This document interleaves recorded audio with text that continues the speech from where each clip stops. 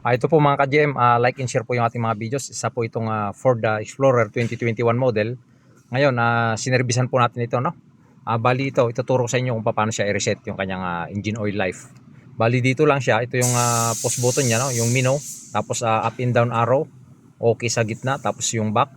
So ngayon, makikita natin dito sa kanyang instrument cluster, yung message. So pindutin lang natin itong minnow.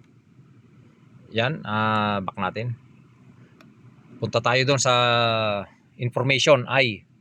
So yan, makikita natin yung vehicle logo. Tapos okay natin. Yan siya. Yan, makikita po ninyo tire reset. Pag tire reset, pag inoki natin yan, makikita ninyo hinanginan natin siya ng 36 PSI bawat isa. So okay siya, walang problema dyan. So ngayon, i-back natin. Punta tayo sa oil life reset. Yan, makikita po ninyo kasi nireset na natin 100% na siya. So i-okay lang po natin yan mga GM. So pag inoki natin yun, no? Yan. Oil reset successful na siya 100%.